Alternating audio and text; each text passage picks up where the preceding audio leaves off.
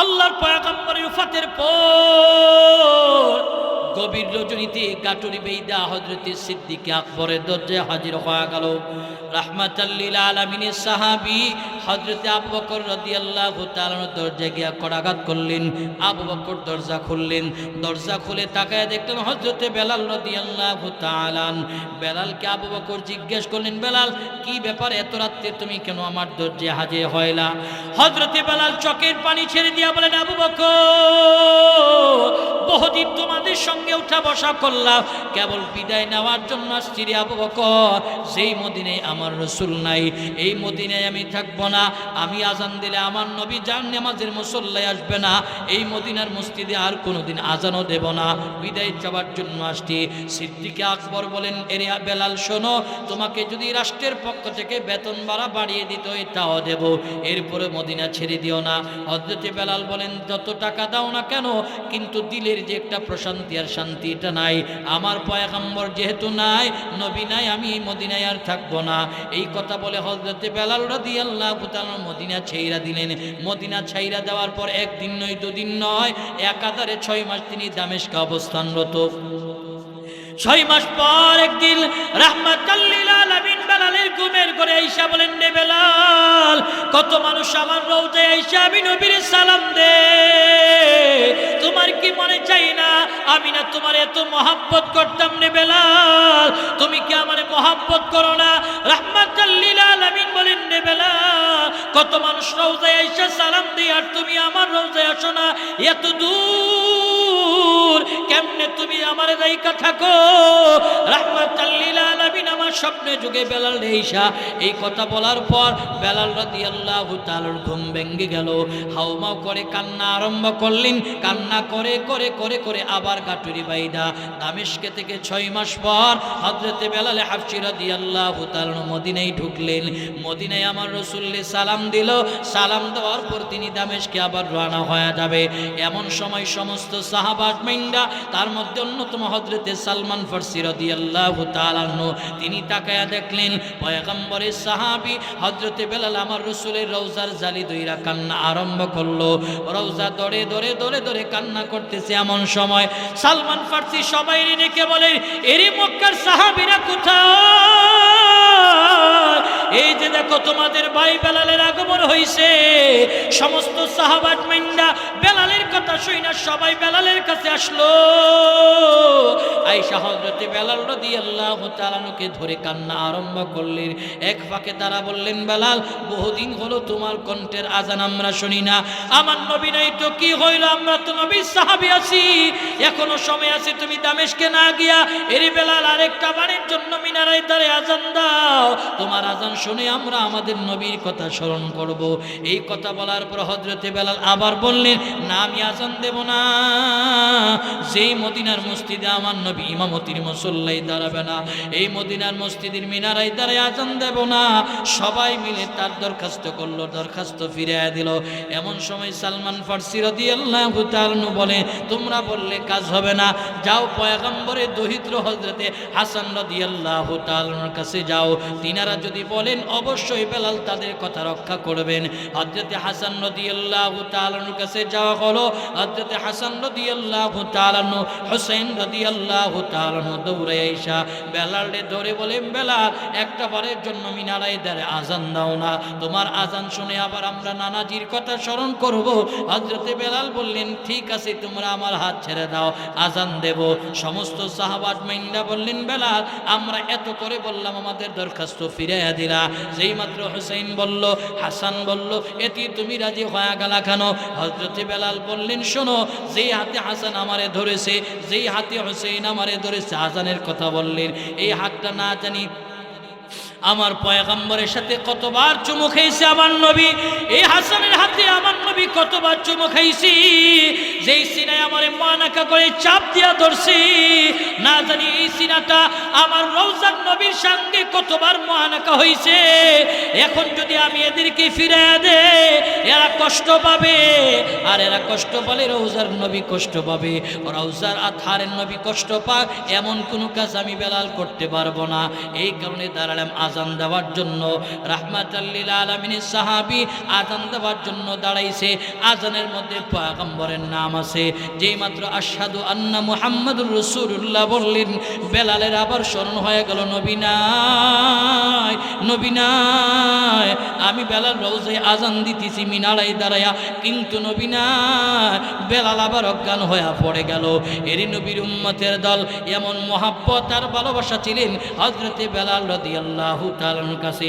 যেমন তার কাছে নবীর মহাব্বত, তেমন ছিল সুন্নতের মহাব্বত। হযরতে সিদ্দিক আকবর বলেন, আমি একদিন হযরতে বেলালকে দেখলাম তার পাগড়ি আর টুপির উপর দিয়া পানি ঢালতেছে।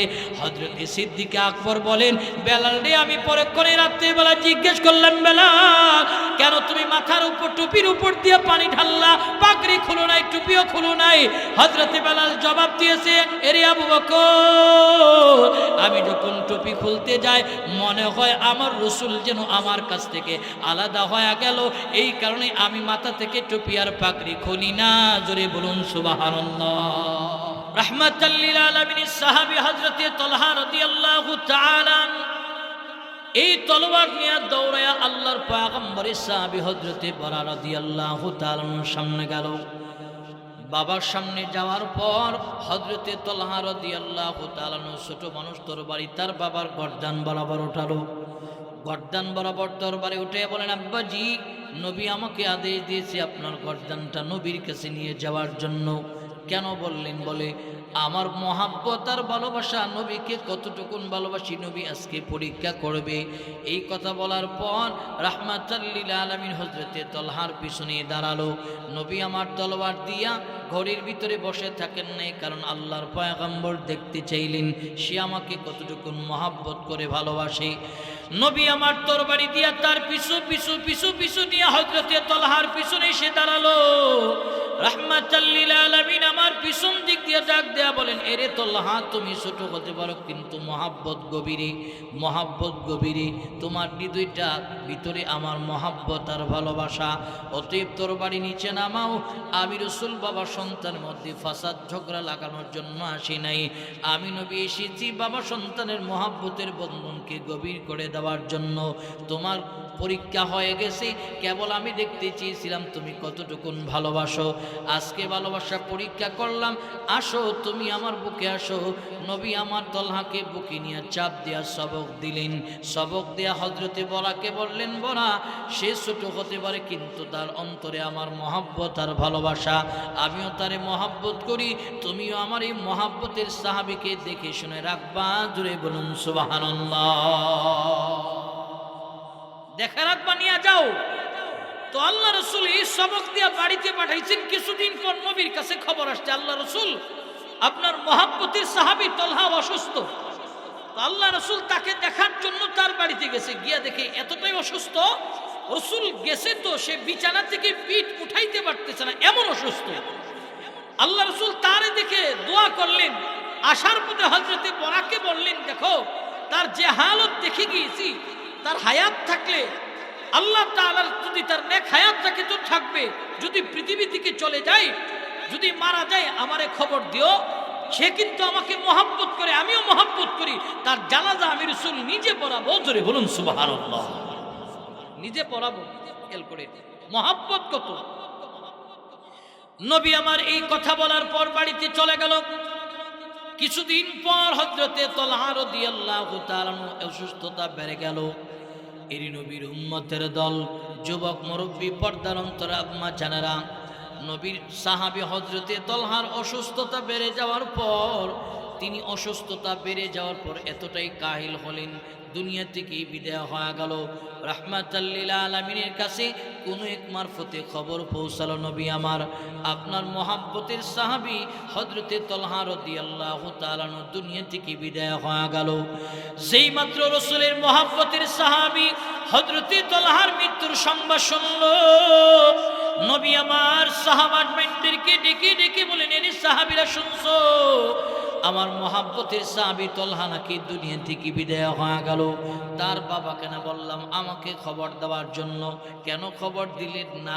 চলো আমরা তলহার বাড়িতে যাব। নবী আমার সাহাবাদের জামাত নিয়া হযরতে বরা রাদিয়াল্লাহু তাআলার বাড়িতে গিয়ে হাজির হয়ে গেল। হযরতে বরারের সামনে দাঁড়ায়া নবী আমার বললেন, এরে বরা, বলো তুমি কেন আমাকে খবর দাও নাই? আমার মহাব্বতের সাহাবী হযরতে তলহা বিদায় হলো, কেন তুমি আমাকে খবর দাও নাই? হযরতে বরা বললেন, নবী আমার কেন আপনাকে খবর দেই নাই? কারণ আমার কাছে একটা ওসিয়ত ছিল। বলে কি ওসিয়ত?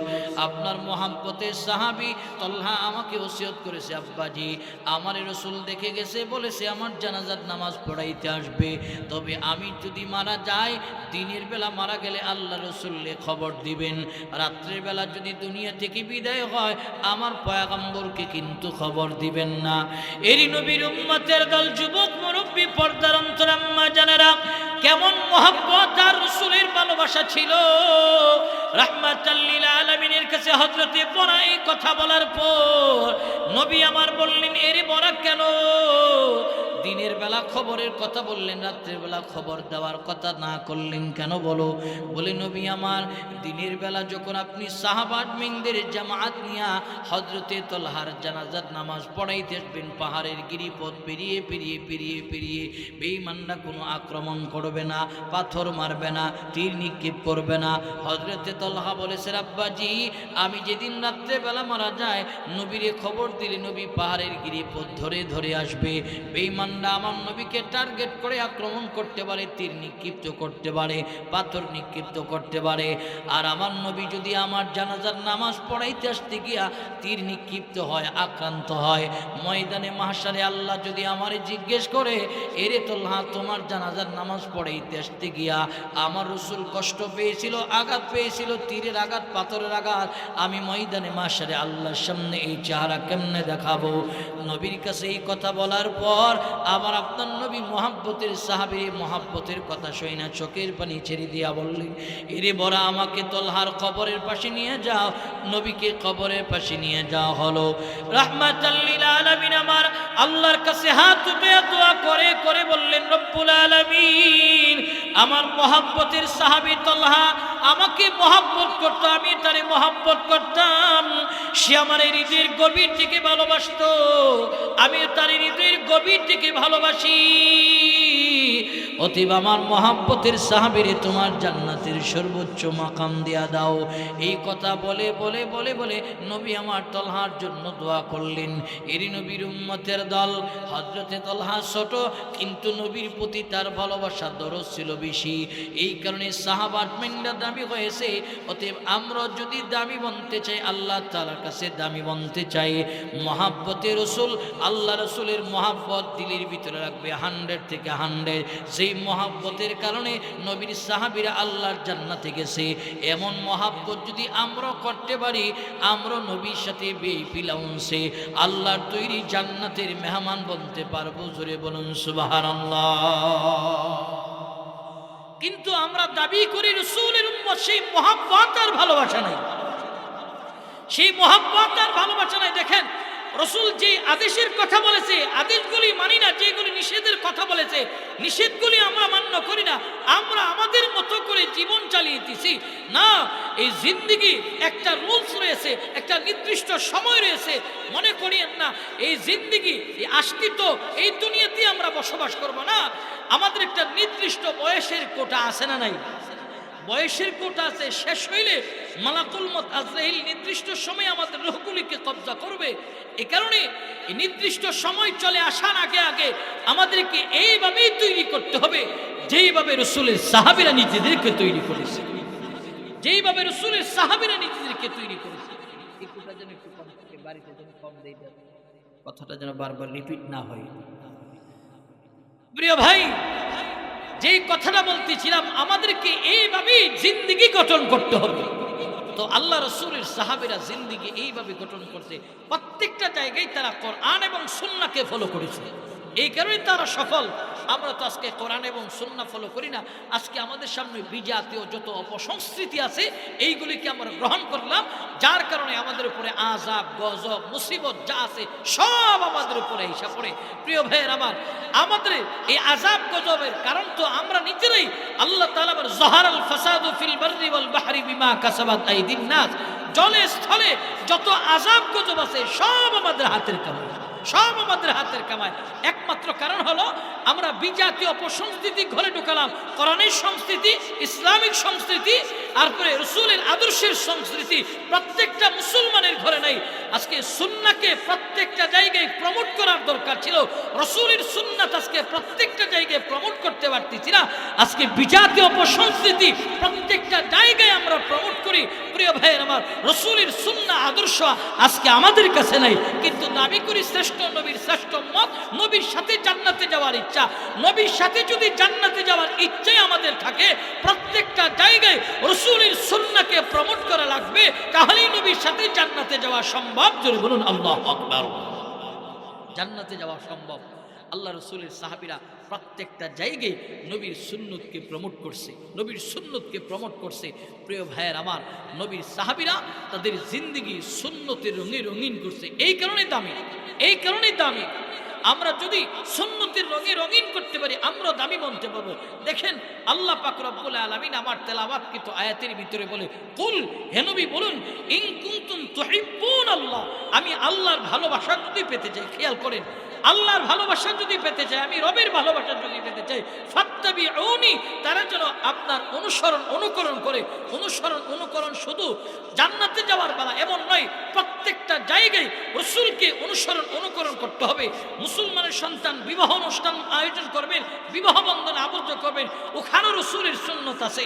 মুসলমানের সন্তানকে কিভাবে বিবাহ সাথীতে আবদ্ধ করবে, সুন্নত আছে, সুন্নত ফলো করো। ব্যক্তি জীবনে সুন্নত আছে, সুন্নত ফলো করো। পারিবারিক জীবনে সুন্নত আছে, সুন্নত ফলো করো। রাষ্ট্রীয় জীবনে সুন্নত আছে, সুন্নত ফলো করো। আজকে পারিবারিক জীবনে সুন্নত নাই, রাষ্ট্রীয় জীবনে সুন্নত নাই, ব্যক্তি জীবনে ব্যক্তির সুন্নত নাই। দৈনন্দিন ব্যক্তি জীবনে চলতে ফিরতে নবীর সুন্নত আছে না নাই? সবাই বলেন আছে না নাই? আছে। মসজিদে ঢুকলেন 5টা সুন্নত আছে, মসজিদ থেকে বের হলেন 5টা সুন্নত আছে। কয়দিন আদায় করছে? টয়লেটে গেলেন সুন্নাহ আছে, বের হলেন সুন্নত আছে। প্রিয় ভাইয়ের আমার, বাজারে গেলেন সুন্নত আছে, বাজার থেকে বাড়ি ফিরবেন সুন্নাহ আছে। আজকে আমাদের কাছে সুন্নত নাই। দেখেন আজকে টুপি পরা সুন্নাত, টুপি পড়ি না। পাঞ্জাবি পরা সুন্নাত, পড়ি না। মেসক করা সুন্নাত, করি না। খুশবু আতর ব্যবহার করা সুন্নাত, করি না। আজকে দামি দামি সিগারেট টাকা দিয়া খরিদ করে খাই, অথচ রাসূলের সুন্নাহ 100-200 টাকা দিলে একটা আতর আমার পকেটে থাকে। এই সুন্নাহটা আমার কাছে নাই। প্রিয় ভাইয়ের আমার, তো রাসূলের সুন্নাতগুলিকে প্রত্যেকটা জায়গায় প্রমোট করার দরকার ছিল, আমরা করতে পারি না। কিন্তু আল্লাহ রাসূলের সাহাবীদের কাছে রাসূলের সুন্নাতের মূল্য ছিল। আল্লাহ রাসূলের প্রমোট প্রত্যেকটা জায়গায় তারা করতেন। শুধু সাহাবাত মিন্ডা যারা বড় বড় মাযহাবী ইমাম, তাদের কাছে রাসূলের সুন্নতের গুরুত্ব ছিলেন। আরে মাযহাবী ইমামদের কাছে সুন্নতের গুরুত্ব থাকার কারণে তারা সফলতার দরজায় পৌঁছে গেছে। ইমাম আহমদ ইবনে হাম্বল রাহমাতুল্লাহি আলাইহি, তিনি যখন কারাগারে বন্দী আবদ্ধ ঘরের ভিতরে, ইমাম আহমদ ইবনে হাম্বলের ব্যাপারে খাপ স্বপ্ন দেখছে। ইমাম শাফি রাহমাতুল্লাহি আলাইহি চিঠি লিখছে যে, আহমদ ইবনে হাম্বল, তুমি যে সফলতার রাস্তায় পথ চলতেছো, যেখানে আবদ্ধ ঘরের ভিতরে আসো, এটাই সফলতার রাস্তা, এটাই সফলতার রাস্তা। আমি দেখছি এই রাস্তার পথ ধরেই তুমি আল্লাহর জান্নাত পর্যন্ত পৌঁছে গেছো। জোরে বলুন সুবহানাল্লাহ। চিঠি লিখছে। এই চিঠিটা আবার খাদেমের মাধ্যমে আহমদ ইবনে হাম্বলের কাছে পাঠিয়েছে। এদের কাছে নবীর সুন্নতের কত মূল্য ছিল। জিন্দান খানার ভিতরে থেকেও নবীর সুন্নত জিন্দা করছে, সুন্নত জিন্দা করছে। খাদেম গিয়া চিঠি দিল। শাফি রহমাতুল্লাহ আলাইহি খাদেম চিঠি দেওয়ার পর আহমদ ইবনে হাম্বল রহমাতুল্লাহ আলাইহি চিঠি খুললেন। এরি নবীর উম্মতের দল, মাযহাবী ইমামদের মধ্যে আমার নবী সুন্নতের এত প্রমোট করতেন, এত প্রমোট করতেন, এত আদায় করতেন, সুন্নতওয়ালা ছিলেন। আল্লাহর পয়গম্বরের এই সুন্নতের পালন করার কারণে তারা দুনিয়াতে সম্মানিত, পরকালে সম্মানিত। আহমদ ইবনে হাম্বল রহমাতুল্লাহ আলাইহি চিঠি খুলে দেখেন, শাফি রহমাতুল্লাহ আলাইহি চিঠির মধ্যে লিখলেন, এরে আহমদ, যে রাস্তা দিয়া পথ চলতেছ এটাই সফলতার রাস্তা, এই পথ থেকে তুমি কোনোদিন পিছপা হবা না। এই চিঠি পাওয়ার পর আনন্দে আত্মহারাই তিনি চোখের পানি ছেড়ে কান্না আরম্ভ করলেন। পরক্ষণে চিন্তা করলেন, এই যে একটা সুসংবাদ খুশখবরি আমার জন্য এসেছে, এটা আমার জন্য হাদিয়া। হাদিয়া গ্রহণ করাও নবীর সুন্নত, হাদিয়া দেওয়াও নবীর সুন্নত। কিন্তু আমার কাছে তো জেলখানার ভিতরে দেওয়ার মতন কিছু নাই। তবে আমার জিন্দেগি থেকে আল্লাহর পয়গম্বরের এই সুন্নতের আমলটাকে বিয়োগ হতে দেওয়া যাবে না, ছেড়ে দেওয়া চলবে না। এরই নবীর উম্মতের দল, যুবক মুরব্বী, পর্দার অন্তরাম্মা জানারা, আহমদ ইবনে হাম্বল রাহমাতুল্লাহ আলাইহি নিজের গায়ে যে জামাটা আছে, যে জামাটা জালেমের বেতের আঘাতে আঘাতে ছিঁড়ে একেবারে ছন্ন বিচ্ছিন্ন হয়ে গেল, এই জামাটা তিনি গা থেকে খুললেন। গা থেকে খুলিয়া সিরা জামাটা খাদেমের হাতে দিয়া বলেন, খাদেম নাও, এই জামাটা তোমারে হাদিয়া দিলাম। এরই নবীর উম্মতের দল, এই খাদেম হাদিয়া পাওয়ার পর আজীব আশ্চর্যান্বিত হয়ে জিজ্ঞেস করলেন, আহমদ ইবনে হাম্বল, শেখ আপনার গায়ের এই জামাটা দিয়ে আমি কি করব? সিরা জামার দিয়ে আমি কি করব? বলে, এই জামাটা তুমি নিয়ে নাও, এটা আমার পক্ষ থেকে হাদিয়া। তুমি আমার জন্য জিন্দান খানার ভিতরে কথা চিঠি সুসংবাদ হাদিয়া নিয়ে আসতো, তবে আমি হাদিয়া দিলাম। হাদিয়া গ্রহণ করেছি সুন্নাত, হাদিয়া নেওয়া নবীর দেওয়া নবীর সুন্নাত। অতএব আমি নবীর সুন্নতরে জিন্দা করার জন্য আমি আমার গায়ের এই সিরা জামাটা দিয়া দিলাম। আহমদ ইবনে হাম্বল রহমাতুল্লাহ আলাইহি এই সিরা জামা খাদিম নিয়া দৌড়ায় তখন শাফি রহমাতুল্লাহ আলাইহির দরবারে হাজির হয়ে গেল। এর নবীর উম্মতের দল, যুবক মুরব্বী, পর্দার অন্তরাম্মা জানেরা, ইমাম শাফি সামনে দাঁড়ানোর পর ইমাম শাফি বললেন, খাদেম, আমার এই চিঠি নিয়ে তুমি জেলখানায় আহমদ ইবনে হাম্বলের কাছে গেলা কিনা বলো। খাদেম বললেন, জি শেখ, চিঠি নিয়ে গেলাম। বলে, চিঠি তো হাদিয়া স্বরূপ গিয়েছে, যেমন একটা মানুষের কাছে তোমার চিঠি দেওয়া পাঠালাম, সে সুন্নতওয়ালা জিন্দিগি পালন করে, সুন্নতওয়ালা জিন্দিগি পালন করে তোমার কি কোনো কিছু হাদিয়া দিয়েছে? জি শেখ, দিয়েছে। কি দিয়েছে আমারে দাও। শাফির সামনে খাদেম তখন সিরা জুব্বাটা ওপেন করে বললেন, এই যে আমারে সিরা জুব্বা দিলেন। এই জুব্বাটা শাফি হাতে নিয়া কান্না করে করে করে করে চোখের পানির মাধ্যমে জুব্বা ভিজায় ফেললেন। জুব্বাটা ভিজায়া ঘর থেকে খাদেমের হাতে তুলে দিয়া বলে, খাদেম না, তোমার জুব্বা তোমারে দিয়া দিলাম। বললেন, শেখ নিয়েছেন শুকনা জুব্বা, দিয়েছেন ফিরে ভিজা জুব্বা, কারণ জানবার চাই। শাফি বলেন, শোনো, খাটি একজন আশিক রাসূলের গায়ের জুব্বা ধরে ধরে ধরে ধরে কান্না করলাম। কেন কান্না করেছি জানো? কারণ তিনি জিন্দান খানার ভিতরে থেকেও আল্লাহর নবীর সুন্নত আদায় করতেছে, তার কাছে সুন্নতের দাম বেশি। তিনি তো আল্লাহ রসুলের সঙ্গে আল্লাহর জান্নাতে আমি দেখলাম চলে গেছে। সুন্নত পালন করে করে করে করে তিনি দুনিয়া থেকে দামি বনে গেছে। অতএব আমি কান্না করি, আমিও তো দামি বনতে চাই, দামি বনতে চাই। এই কারণে দামি মানুষের জুব্বা নিয়ে ধরে ধরে ধরে ধরে আমি কান্না করলাম। ধরে বলুন সুবহানাল্লাহ। তিনি তো রসুলের সুন্নাত জিন্দান খানার ভিতরে দাঁড়ায় আদায় করতেছে। দেখেন, কারাগারের ভিতরে নবীর সুন্নত জিন্দা করতেছে। আরে কোন কোন মাযহাবী ইমাম তো নবীর সুন্নত জিন্দা করতে নদীর মাঝখানে গেছে। ইমাম আবু দাউদ রাহমাতুল্লাহি আলাইহি, ইমাম আবু দাউদ রাহমাতুল্লাহি আলাইহি তিনি নদীর কিনারা দিয়ে হাঁটতেছে। নদীর মাঝখানে দুইজন জেলে মাছ মারতেছে। একজনের হাঁচি আছে, হাঁচি আসার সঙ্গে সঙ্গে পড়ছে আলহামদুলিল্লাহ, পাশের জেলে পড়ছে ইয়ারহামুকাল্লাহ। ইয়ারহামুকাল্লাহর আওয়াজটা বাতাসের মাধ্যমে ইমামে আবু দাউদের কানে আসছে। তো ইমাম আবু দাউদ নবীর সুন্নাত জিন্দা করার জন্য পরক্ষণেই 2 টাকা দিয়ে নৌকা ভাড়া কইরা 2 জেলের মাঝখানে গিয়া পড়ছে ইয়াহদিকুমুল্লাহ। জোরে বলুন সুবহানাল্লাহ। প্রিয় ভাইয়ের আমার, ইমামে আবু দাউদ মারা যাওয়ার পর ওনার একজন খাদেম স্বপ্ন দেখতেছে ইমাম আবু দাউদ আল্লাহর জান্নাতে। জিজ্ঞেস করলেন, শেখ, আল্লাহ পাক রব্বুল আলামিন আপনারে কোন আমলের বদলতে জান্নাত দিয়েছে? ইমামে আবু দাউদ বলে, হাদিস পড়াইছি, কত খেদমত করছি, তবে আল্লাহ তাআলার কাছে নিঃস্বার্থ একটা আমল, এই আমলটা আল্লাহ তাআলার কাছে গ্রহণযোগ্য হয়েছে, মকবুল হয়েছে। সেটা হলো আমি নদীর কিনারে দিয়ে হাঁটতেছিলাম, নদীর মাঝখানে দুজন জেলে মাছ মারতেছিল। একজনের হাতিয়ার ছিল, সে আলহামদুলিল্লাহ পড়ছে, পাশের জেলে এরহামুকাল্লাহ পড়ছে। এরহামুকাল্লাহর জবাবে নবীর সুন্নত জিন্দা করতে গিয়ে পকেটে 2 টাকা খরচ করে নদীর মাঝখানে 2 জেলের সামনে দ্বারা ইয়াহদিকুমুল্লাহ বলেছিলাম। এই আমলটা আল্লাহ তাআলার কাছে পছন্দ হয়েছে। আল্লাহ এই আমলের কারণে আমারে জান্নাত দিয়েছে। জোরে বলুন সুবহানাল্লাহ। যার আমল যত ভালো তার জান্নাত তত ভালো, যার আমল যত ভালো তার জান্নাত তত ভালো। আমল যেন নিঃস্বার্থ হয়, লোক দেখানো না হয়, নিঃস্বার্থ হয়, এমন আমল আমাদের করতে হবে। প্রিয় ভাইয়ের আমার, এমন আমল রসুলের সঙ্গে যদি ভিআইপি লাউঞ্জে আল্লাহর জান্নাতে যেতে চান তো মহাব্বতে রসুল, ইত্তেবায়ে সুন্নাহ, ইত্তেবায়ে রসুল আমাদের থাকা যায়। কিন্তু আমাদের আজকে দলের নেতার ইত্তেবা আছে, অমুকের ইত্তেবা আছে, রসুলের ইত্তেবা নাই। রসুল কি বললে সেটা দেখি না, নেতা যদি বলে এটা করতে হবে তো এই নেতার আদেশ পালন করি। প্রিয় ভাইয়ের আমার, আজকের পৃথিবীতে কোনো নেতা আমাদেরকে কেমন গ্যারান্টি দিতে পারবে না যে এই কাজ করলে তোমার আমি জান্নাতে নিয়ে যাব, সফলতার সর্বোচ্চ শিখর নিয়ে যাব, এমন কোনো গ্যারান্টি দিতে পারে না। কিন্তু আমার রসুল বলেছে যে আমাকে মহাব্বত করবে, আমি তাকে মহাব্বত করব, যে আমার সুন্নতকে মহাব্বত করবে, আমি তাকে মহাব্বত করব। মহাব্বত করে ছেড়ে দিব না, অর্ধেক রাস্তায় স্বার্থ হাসিল হয়েছে, ছেড়ে দিব না।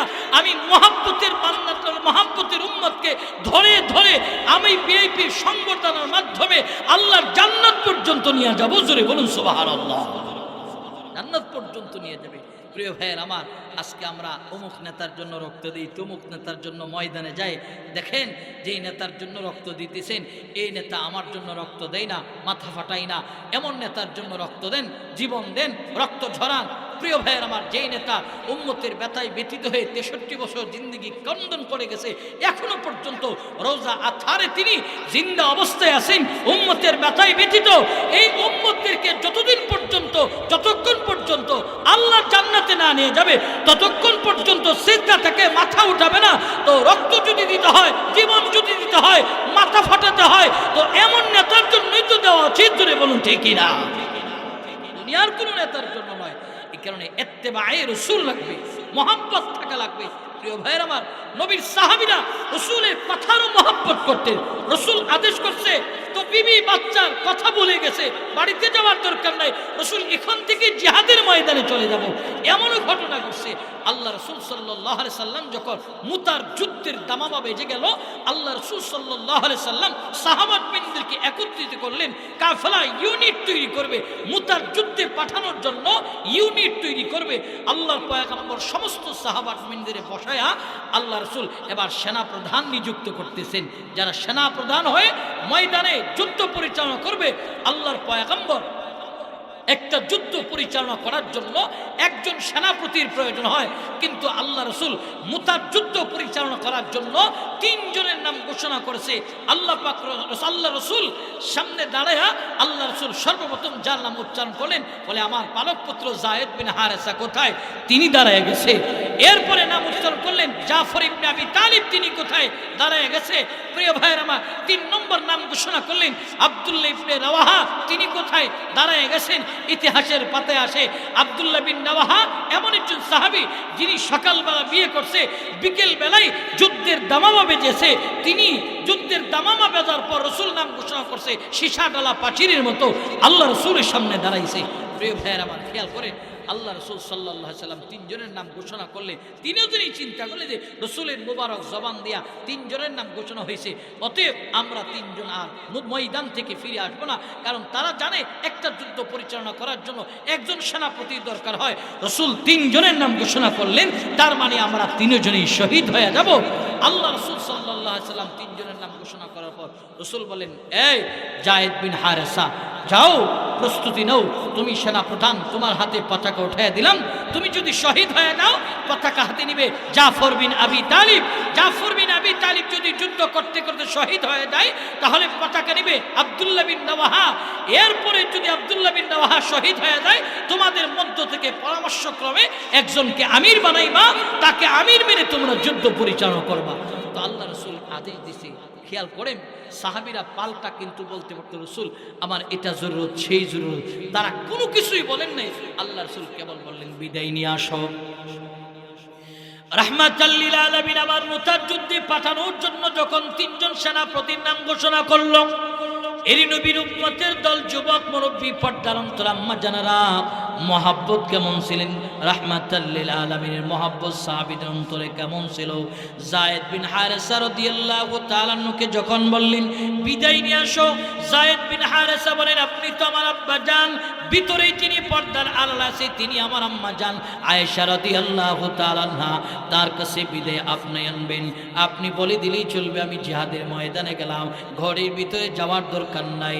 জাফর বিন আবি তালিব রাদিয়াল্লাহু তাআলা আনহু, জাফর বিন আবি তালিব বাড়িতে যখন রওনা হলো, ঘরের দরজার সামনে যাওয়ার পর তাকায় দেখলেন জাফর বিন আবি তালিবের বিবি আল্লাহর কালাম তিলাওয়াত করতেছে।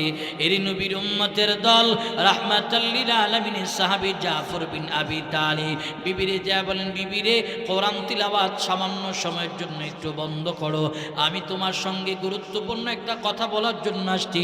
কোরআন তিলাওয়াত বন্ধ করলেন।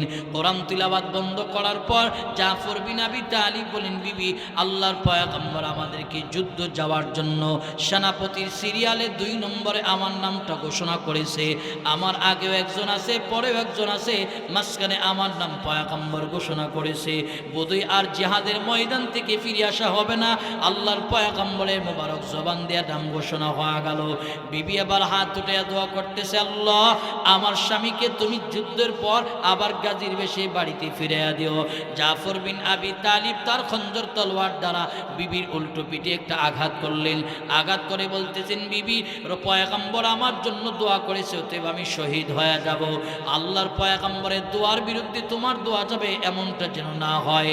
রাহমাতাল লিল আলামিনের সাহাবী জাফর বিন আবি তালিব ঘর থেকে যখন বের হয়ে গেল, এরি নবীর উম্মতের দল কেবলমাত্র নবীর মহব্বত আর ভালোবাসা নিয়ে বের হলো। ইতিহাসের পাতায় আছে তার 5 বছরের বাচ্চা পিছনে ডাকতে বাবার পিছনে 1 কিলোমিটার নয়, 2 কিলোমিটার নয়, প্রায় 6 কিলোমিটার পথ পাড়ি দিয়ে এসেছে।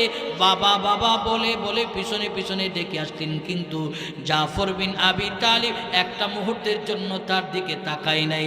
চিন্তা করলেন, আমি যদি আমার বাচ্চার দিকে তাকাই তাহলে নবীর মহাব্বত দূর হয়ে যাবে, বাচ্চার মহাব্বত ঢুকবে। এই কারণে পিছনের দিকে তাকায়নি, তিনি দৌড় আল্লাহর পয়গম্বরের কাছে আবার চলে আসলেন। ওই দিক দিয়া আব্দুল্লাহ ইবনে রাওয়াহা তিনি কেবলমাত্র সকালবেলা বিবাহ করলেন, দুপুর বিকালবেলায় মুতার যুদ্ধের ঘোষণা। আব্দুল্লাহ বিন রাওয়াহা ঘরের দরজায় গেলেন, গিয়া ডাক দিলেন, বিবিরে তুমি ঘরের দরজার পাশে একটা বার আসো। আব্দুল্লাহ বিন রাওয়াহা এই কথা বলার পর বিবি দরজার পাশে আসার পর বললেন, বিবি আমার আল্লাহর পয়গম্বর যুদ্ধের যাওয়ার জন্য সেনা প্রধানদের তালিকায় আমার নাম ঘোষণা করেছে, অতএব আমি যুদ্ধের ময়দানে গেলাম। বিবিরে তোমার হক আমি আদায় করতে পারি নাই। বিবি বলে, স্বামী আমার আপনি যুদ্ধের ময়দানে যাবেন এতে আমার আফসোস নাই, তবে আপনার চেহারাটা আমি ভালো করে দেখি নাই, কেবলমাত্র নতুন বিবাহ হইল, আপনার আমি দেখি নাই, আপনি ঘরের ভিতরে একটু আসেন, আপনার সঙ্গে আমি একটু চোখে চোখে প্রেম নিবেদন করব। রাহমাতাল লিল আলামিন সাহাবী আব্দুল্লাহ বিন রাওয়াহা বলে, বিবি রে ঘরের ভিতরে ঢুকলি তোর মহব্বত ঢুকবে, আল্লাহর পয়গম্বরের মহব্বত দূর হয়ে যাবে, নবীর মহব্বত আমার আগে, ভালোবাসা আগে, তোর মহব্বত দরকার নাই, দেখা হবে আল্লাহর জান্নাতে, যদি আমি শহীদ হয়ে যাই দেখা হবে আল্লাহর জান্নাতে। এই কথা বলার পর আব্দুল্লাহ বিন রাওয়াহা ঘর থেকে চলে আসলেন কেবল নবীর মহব্বত আর ভালোবাসায়। এরি নবীর উম্মতের দল মুতার যুদ্ধে শাহবাজ মাইনদের কাফেলা নিয়া রোমানদের সাথে যুদ্ধ করার জন্য রওনা হয়ে গেল। রোমানদের সাথে যুদ্ধ আরম্ভ হয়ে গেল, মুতার যুদ্ধের দামামা বেজে গেল, যুদ্ধ আরম্ভ হয়ে গেল।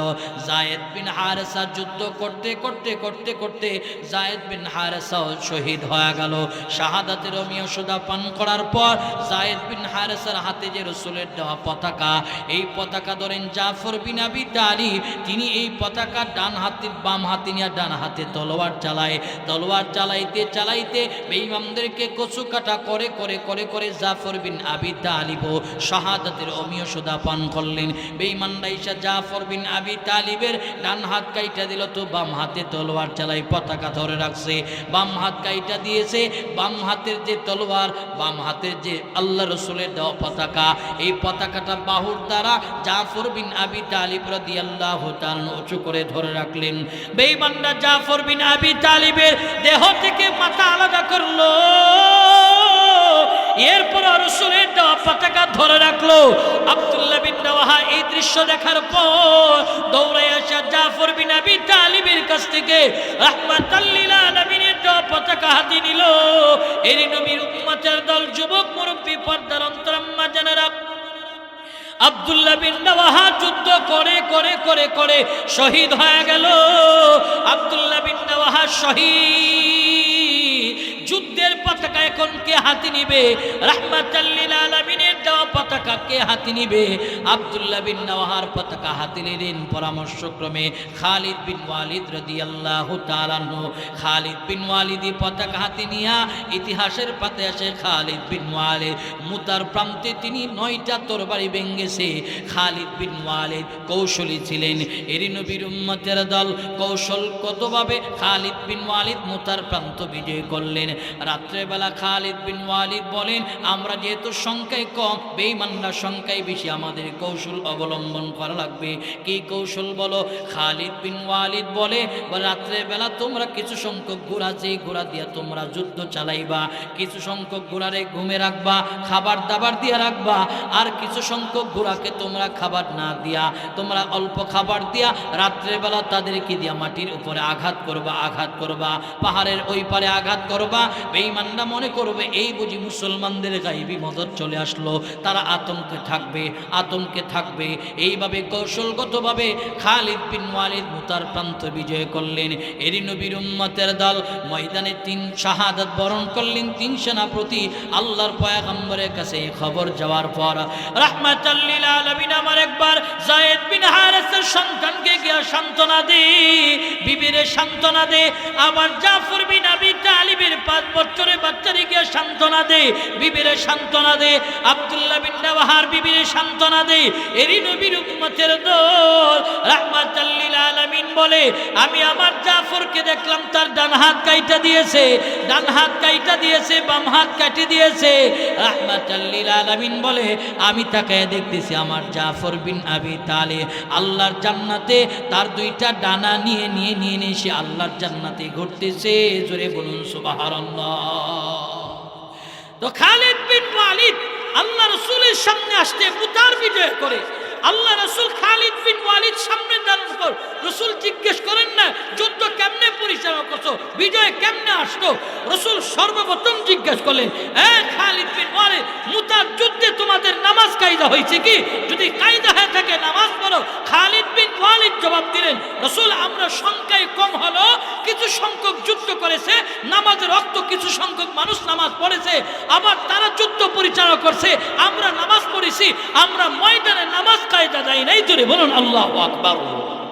এত বড় যুদ্ধ পরিচালনা করছে, এরপরও নামাজ কায়দা জানে। আল্লাহর বিধানের প্রতি তাদের এত গুরুত্ব ছিল।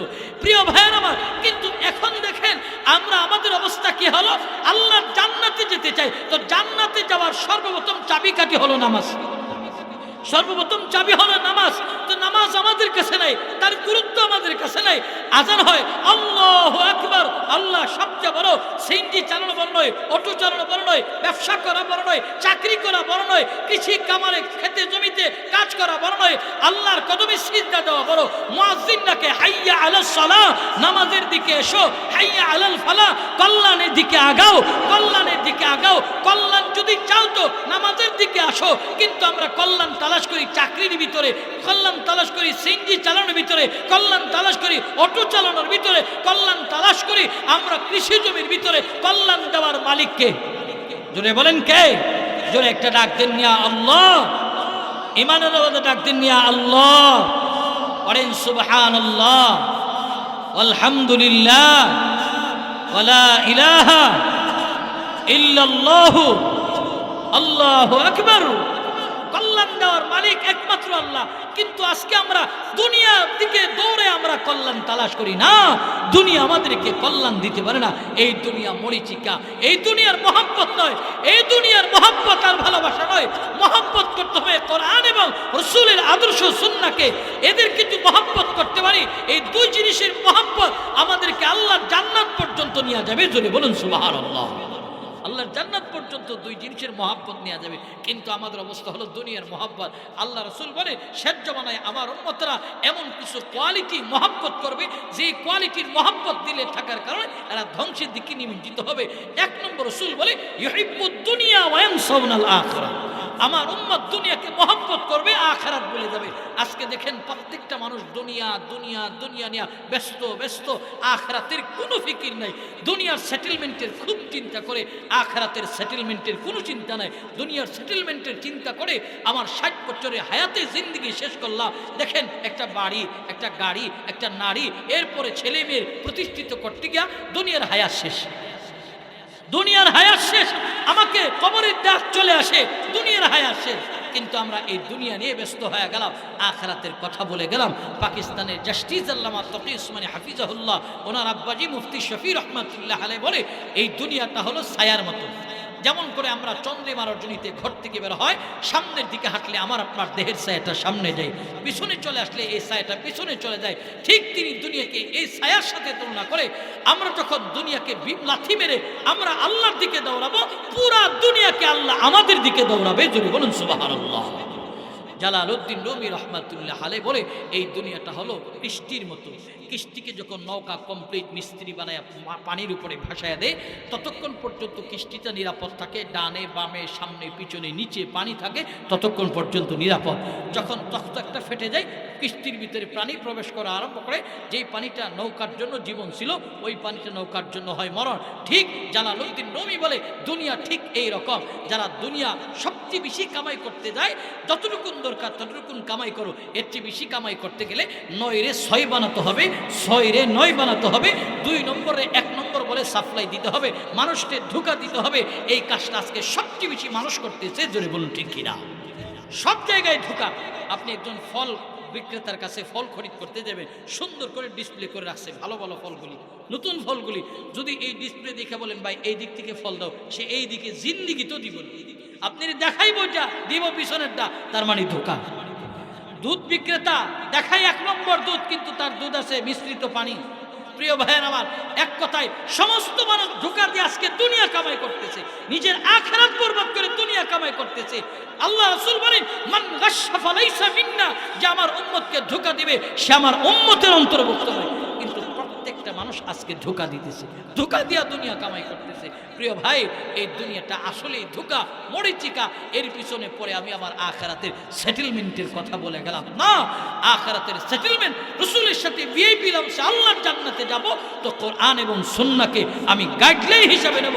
কোরআন এবং সুন্নাহ হলো একটা কষ্টি পাথর। প্রিয় ভাইয়ের আমার, স্বর্ণকাররা স্বর্ণ নাকি রূপা নাকি চাঁদি নাকিটা ভুয়া স্বর্ণ যাচাই বাছাই করার জন্য এদের হাতে কষ্টি পাথর থাকে, তারা যাচাই বাছাই করে।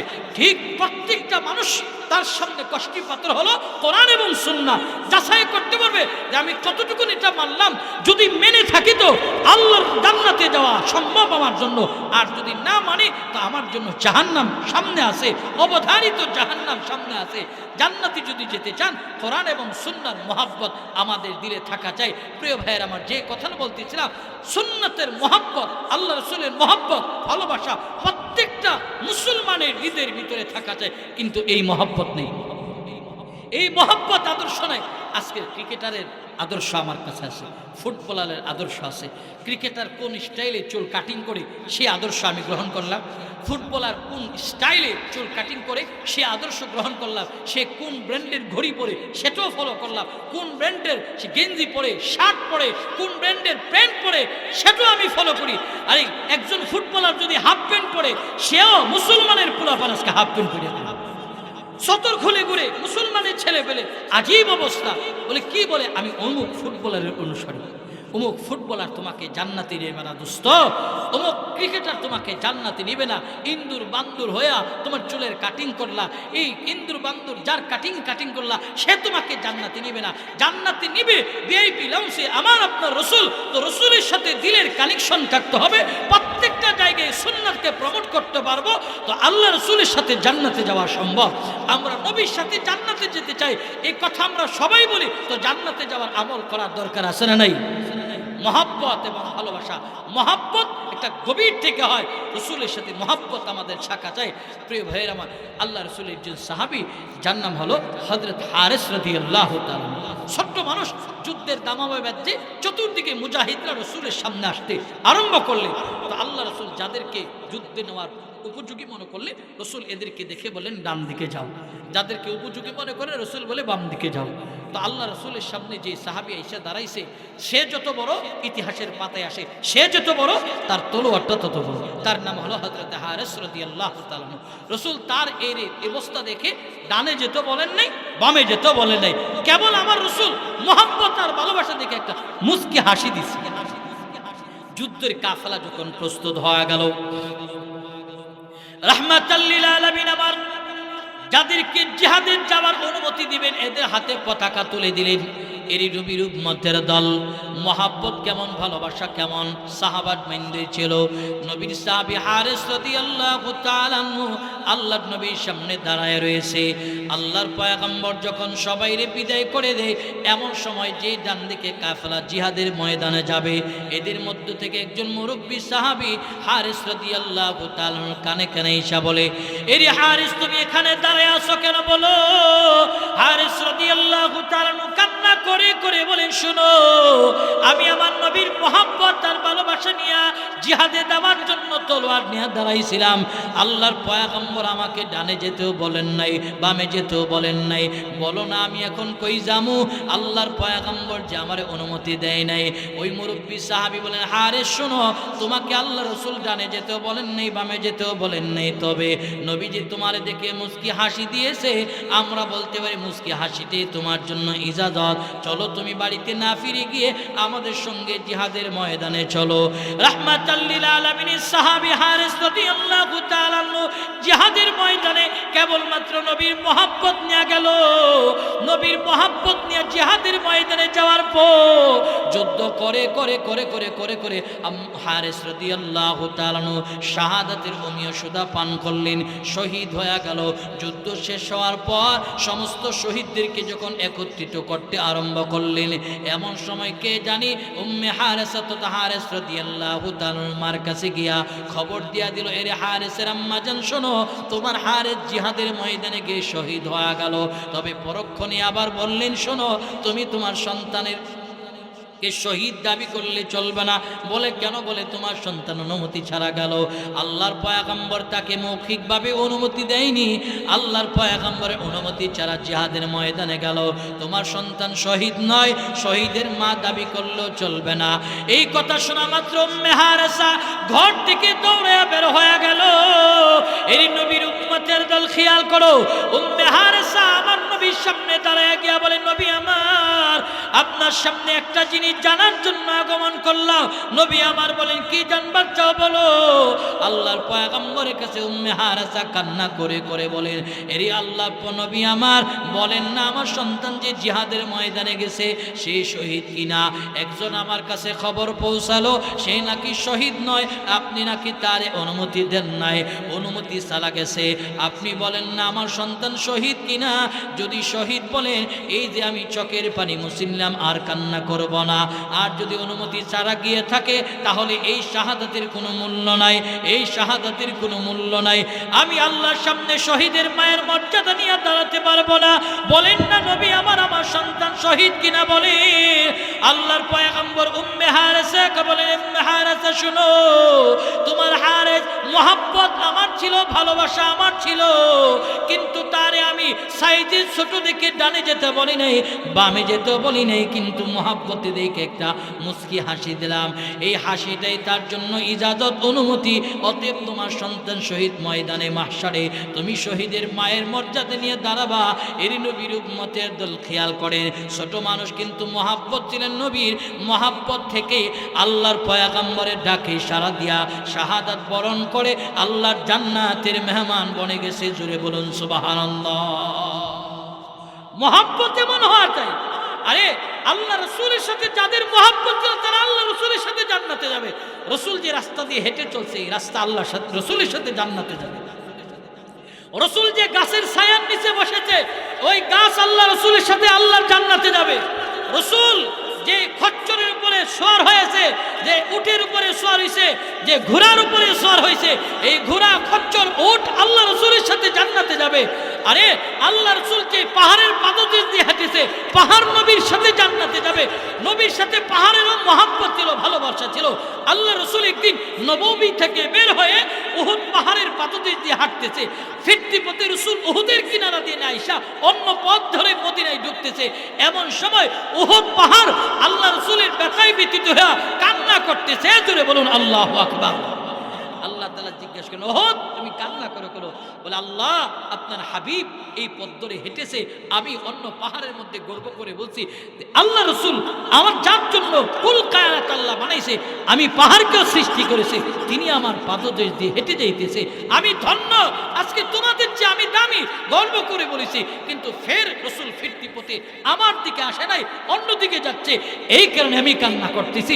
তৎক্ষণাৎ জিবরাইলকে আল্লাহ রাসূলের কাছে পাঠায় বলে, জিবরাইল যাও আমার রাসূলকে বলো, বন্ধুকে বলো, যে রাস্তা দিয়ে মদিনা থেকে এসেছিল তিনি যেন ওই রাস্তা দিয়ে মদিনায় ঢুকে, কারণ তিনার বিরহে উহুদ পাহাড় কান্না করতেছে। জোরে বলুন আল্লাহু আকবার। মহব্বত, এটাকে ভালোবাসা বলে। যার সাথে যার মহব্বত তার সাথে তার কিয়ামত। প্রিয় ভাইয়ের আমার, আল্লাহর পয়গম্বর মসজিদে নববীতে হাদিসের বর্ণনায় আসছে, মসজিদে নববীতে আল্লাহ রাসূল একটা খেজুর গাছের সাথে হেলান দেয়া খুতবা দিতেন। আল্লাহ রাসূল একটা খেজুর গাছের সাথে হেলান দেয়া খুতবা দিতেন। এটা হলো মরা একটা খেজুর গাছ। তো আল্লাহ রাসূলের একজন মহিলা সাহাবী এসে বলে, ইয়া রাসূলুল্লাহ, আমার একটা খাদেম আছে, সে সুন্দর করে কাঠ দিয়ে আসবাবপত্র বানায়, আপনি যদি আমাকে অনুমতি দেন, ইজাজত দেন, সুন্দর করে একটা মিম্বর আপনারে হাদিয়া দিব বানায়া, আপনি যদি ইজাজত দেন আমি মিম্বরটা বানানোর অনুমতি পাইলে মিম্বর বানানোর কাজ আরম্ভ করতাম। আল্লাহ রাসূল বলেন, ঠিক আছে মিম্বর বানাও। আল্লাহ রাসূল ইজাজত দেওয়ার পর তিনি তার খাদেমরে দিয়ে কমপ্লিট একটা মিম্বর বানায়া মসজিদে নববীর ভিতরে নিয়ে এসেছেন। আল্লাহ রাসূল এই মিম্বরে উঠছে খুতবা দেওয়ার জন্য। রাহমাতাল লিল আলামিন আমার এই মিম্বরে উঠলেন খুতবা দেওয়ার জন্য। এরই নবীর উম্মতের দল, যুবক, মুরব্বী, পর্দার অন্তর আম্মা জানেরা, রাহমাতাল লিল আলামিন যেই মাত্র এই মিম্বরে উঠলেন খুতবা দেওয়ার জন্য, খুতবা আমার নবী আরম্ভ করবেন, এমন সময় নবী আমার কান্নার আওয়াজ শুনতে পায়। যেমন করে একটা ছোট্ট বাচ্চা ফুফিয়ে ফুফিয়ে ফুফিয়ে ফুফিয়ে কান্না করে, এমন কান্নার আওয়াজ আমার নবীর কর্ণকহরে আসলেন। নবী আমার তাকায় দেখলেন সাহাবাতবৃন্দের মধ্যে কেউ কান্না করে কিনা, তাকায় দেখলেন কেউ নয়। রাহমাতাল লিল আলামিন আমার গভীর থেকে গভীরভাবে চিন্তা ভাবনা করতেছে, তাকায় দেখলেন মরা একটা খেজুর গাছে যে হেলান দিয়া খুতবা দিতেন, এই মরা খেজুর গাছ কান্না করতেছে। পয়গম্বর আমার খেজুর গাছের কাছে গেলেন, খেজুর গাছের জবান আল্লাহ তাআলা খুলে দিল। এরই নবীর উম্মতের দল, যুবক, মুরব্বী, পর্দার অন্তর আম্মা জানেরা, খেজুর গাছ আল্লাহর পয়গম্বরের সঙ্গে আবার কথা বলি। খেজুর গাছ কান্না করে করে বলতেছে, নবী আমার, এতদিন আপনি আমার মধ্যে হেলান দিয়া খুতবা দিতেন, সাহাবাতদেরকে বয়ান নসিহত করতেন, আজকে সুন্দর মিম্বর পাই আপনি আমাকে ভুলে গেলেন, আর খুতবা দিবেন না, আর হেলান দিবেন না। এই কান্না করে করে করে করে যখন মরা খেজুর গাছ এই কথা বলতেছিলেন, রাহমাতাল লিল আলামিন আমার খেজুর গাছকে সান্ত্বনা দিয়া বলেন, খেজুর গাছ কান্না করিস না, আমি নবী তোরে বলি নাই, আমি নবী তোরে বলি নাই। আল্লাহর পয়গম্বর মরা খেজুর গাছের জন্য দোয়া করতেছে, আমি পয়গম্বর দোয়া করি তুই আরো বার জীবিত হইবি, আবার খেজুর দিবি, আবার ছায়া দিবি, মানুষের কাজে আসবি। রাহমাতাল লিল আলামিন এই দোয়া করতেছে, কিন্তু মরা খেজুর গাছের কান্না থামে না। মরা খেজুর গাছ নবীর বিরহ বেদনায় কান্না করে। আল্লাহর পয়গম্বর এই কান্না দেখিয়া রাহমাতাল লিল আলামিন আমার খেজুর গাছকে আঞ্জা দিয়া ধরে নিজেই কান্না আরম্ভ করলো। আল্লাহর পয়গম্বর বলেন, শোন, তোর সঙ্গে আমার মহব্বত ছিল। আল্লাহর জান্নাতের মতো খেজুর গাছের কান্না থামছে, মহব্বত, ভালোবাসা। এই কারণে মহব্বত চাই নবীর সাথে। আমাদের তো মহব্বত নবীর সঙ্গে নাই, মহব্বত নবীর এখন সরাসরি পাবেন না, সাহাবাত বাইন্দা সরাসরি পেয়েছে। তো নবীর সাথে মহব্বতের বন্ধনে আবদ্ধ হয়ে নবীরে দেখে দেখে, নবীরে দেখে দেখে ওইভাবে তারা নিজেদের জিন্দেগি গঠন করছে। এখন তো নবী পাবেন না, তবে নাইবে নবী আছে। নাইবে নবী হলো উলামা ইকরাম। উলামা ইকরাম দেখবেন তারা কিভাবে কোরআন এবং সুন্নাহ মোতাবেক জীবন চালায়, এদেরকে দেখে দেখে আমাদের শিখতে হবে। কিন্তু এখন উলামা ইকরামরা আমরা দূর দূর করে দূরে রাখি, দূরে রাখি। আলেম উলামার মহব্বত আমাদের দিলে নাই। মহব্বত যদি না থাকে কপাল বড় খারাপ। উকবা বিন আবি মুআইতের মতন কপাল পড়ে যাবে। উকবা বিন আবি মুআইত কিয়ামতের ময়দানে বলবে, ইয়া ওয়াইলাকা লাইতানি লাম আত্তাখিদ ফুলানান খলিলা। নিজের হাত চিবিয়ে কামড়ে খাবে আর বলবে, বদনসিব কেন আমি অমুক তুমুককে বন্ধু বানাইলাম, আল্লাহ রাসূলকে কেন বন্ধু বানাইলাম না। ঠিক আমাদের একদল মানুষ কিয়ামতের ময়দানে কান্না করবে, কেন নাইবে নবী উলামায়ে কেরামের সংস্রবে গেলাম না। কারণ এদের কাছে গেলে জিন্দেগির পরিবর্তন হবে। বাপ, জিন্দেগির পরিবর্তন হবে, জিন্দেগির পরিবর্তন আসবে। তারা কোরআন এবং সুন্নাহর তালিম আমাদেরকে দিবে। এই তালিম মোতাবেক আমাদের জিন্দেগি চলাচল করে কথা বলবে। এই কারণে বলি, আমরা উলামায়ে কেরামকে বন্ধু বানাবো, এদের কাছে যাব, খুঁজে খুঁজে এদের কাছ থেকে সুন্নতের আমলগুলি আমরা বের করে এনে আমরা আমাদের হায়াতে জিন্দেগিতে পালন করার চেষ্টা করব, হায়াতে জিন্দেগিতে সিটিং ফিটিং করার চেষ্টা করব। প্রিয় ভাইয়ের আমার, কিন্তু আমাদের অবস্থা হলো এই রসুলের সুন্নাহগুলিকে এই জমানায় খুঁজে খুঁজে আদায় করতে পারি না। দেখেন, আল্লাহ রসুলের একজন সাহাবী, আল্লাহ রসুলের একজন সাহাবী, রসুলের একজন সাহাবী শুনলেন যে 1500 কিলোমিটার যেতে হবে, খাবার সম্পর্কিত একটা হাদিস ওই জায়গায় একজন সাহাবীর কাছে আসে। খেয়াল করে আল্লাহ রসুল একজন সাহাবী শুনলেন যে 1500 কিলোমিটার পাড়ি দিতে হবে, তার কাছে রসুলের একটা হাদিস আছে। তো আল্লাহ রসুলের একজন সাহাবী ঘোড়ায় সওয়ার হয়ে 1500 কিলোমিটার পাড়ি দিয়ে তার কাছ থেকে রসুলের এই হাদিসটা সংগ্রহ করেছে। কেমন মহব্বত ছিল, ভালোবাসা ছিল। আমরা তো এই জমানায় রসুলের একটা সুন্নাহ শিখতে গেলে 1500 কিলোমিটার যেতে হবে না, 500 কিলোমিটার যেতে হবে না। মসজিদের ইমাম আমাদের অতি নিকটে, তার কাছে গিয়ে বল, হুজুর আমার মসজিদে ঢুকতে 5টা সুন্নাহ শেখান, বের হইতে 5টা সুন্নাত শেখা। জিন্দেগি যদি দামি বানাইতে চান বাপ, তো আমাদেরকে হায়াতে জিন্দেগিটারে কাজে লাগাইতে হবে। আল্লাহ রাসূল বলে, ওয়া ফারাগাকা ক্বাবলা শুগলিক, অবসর সময়ের কদর করো। কর্মব্যস্ততা তোমার কাছে আসার আগে আগে অবসর সময়ের কদর কেমনে করবো? যে অবসর সময়টা মসজিদের ইমামের কাছে কাটো। 5টা সূরা শিখো, নামাজ পড়তে সূরা লাগে, মাসনুন দোয়াগুলি জানা নাই, শিখো। বাপ মইরা গেলে যে সামনে লাশটা নিয়ে মাসনুন দোয়া পড়বে, অনেক মানুষকে জিজ্ঞেস করলে পারবে না তারা। এই যে বাবার সম্পত্তি দেয়া গেল, টাকা পয়সা সব দেয়া গেল, আজকে বাবার লাশটার সাথে আমি দোয়া না পড়ে বেঈমানি করলাম, গাদ্দারি করলাম, বাবা আমাকে রক্তে মাংস হাড় খাটুনি মেহনত করে আমার দুনিয়াতে সেটেলমেন্টের ব্যবস্থা করে দিয়ে গেল, কিন্তু বাবার লাশটা সামনে নিয়ে মাসনুন দোয়া বলে পারলাম না। এর চেয়ে নাফরমান হতে পারে না। এই কারণে হায়াতে জিন্দেগির সময়টা কাজে লাগাতে হবে। মসজিদের ইমামের কাছে অবসর সময় গিয়ে আমাদের কিছু মূল্যবান জিনিস শিখতে হবে। শিখেন নাই তো কি হয়েছে? শিক্ষার কোনো বয়স নাই। দুনিয়া থেকে কবর পর্যন্ত মানুষের শিক্ষার বয়স। শিখবেন, আগে শিখেন নাই, পারেন নাই, এখন শিখবেন। অবসর সময়গুলি বের করবেন, বের করে আহলে ইলম তথা উলামায়ে কেরামের কাছে যাবেন, গিয়ে এদের কাছে কোরআনের তালিম নেবেন, রসুলের সুন্নাহ আদর্শের তালিম নেবেন। জিন্দেগি দামি বানাইতে হবে। প্রিয় ভাইয়ের আমার, আল্লাহর নবীর সাথে যদি জান্নাতে যাওয়ার ইচ্ছাই আমাদের থাকে, তো কোরআন এবং সুন্নাহ মোতাবেক আমাদের জীবনকে পরিচালনা করতে হবে। যে কোরআন এবং সুন্নাহকে আঁকড়ে ধরার কারণে আল্লাহর পয়গম্বরের সাহাবীরা মহব্বতে ইত্তেবা থাকার কারণে দুনিয়া থেকে জান্নাতের মেহমান হয়েছে।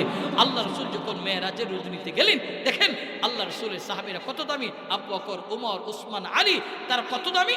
বলে আল্লাহ রসুলের সুন্নাত এদের কাছে ছিল, মহব্বত ছিল, ইত্তেবা ছিল, এই কারণে তারা দুনিয়া থেকেই দামি। আল্লাহ রসুল মেরাজের রজনীতে যাওয়ার পর তাকায় দেখলে জান্নাতের ভিতরে কিছু বালাখানা খুব সুন্দর করে সাজগোজ করা। আল্লাহ রসুল জিজ্ঞেস করেন, জিবরাইল, এই বালা গলাগুলি কাদের? আল্লাহ পাক কার জন্য এই বালাখানা তৈরি করেছে? বলে আল্লাহ রসুল, এই বালাখানা যার জন্য আল্লাহ বানাইছে তারে আপনি চিনেন? বলে নামটা বলো। বলে এই যে বালাখানাটা দেখতেছেন সুন্দর করে সুসজ্জিত করে রেখেছে, এই বালাখানা হলো আপনার প্রিয়তম সাহাবী হযরতে সিদ্দিকে আকবরের। জোরে বলুন সুবহানাল্লাহ। প্রিয় ভাইয়ের আমার, আল্লাহ রাসূল বলে পাশের বালাখানা? বলে আপনার প্রিয় সাহাবী হযরতে ওমরের। প্রিয় ভাইয়ের আমার, দেখেন আল্লাহ রাসূল এদেরই জান্নাতে গিয়ে তাদের বালাখানা দেখে আসতে। এরা কত দামি, এদের কাছে মহব্বত ছিল। কেমন মহব্বত! আল্লাহ রাসূল ওফাতের পরে মক্কার সাহাবীদের মধ্যে, আল্লাহ রাসূলের ওফাতের পরে রাসূলের সাহাবীদের মধ্যে রাসূলের বিরহ এমন ভাবে বিরাজ করেছে, সবাই একেবারে ভেঙে পড়েছে যে রাসূল নেই, আল্লাহ রাসূল নেই। কেউ কাউকে জিজ্ঞাসা করে না, সবাই রাসূলের বিরহ বেদনায় কাতর। প্রিয় ভাইয়ের আমার, আল্লাহ রাসূলের মহব্বত, সুন্নাহর মহব্বত রাসূলের সাহাবীদের মধ্যে কেমন ছিল! সিদ্দিকে আকবর কান্নাকারী, রাসূল নেই।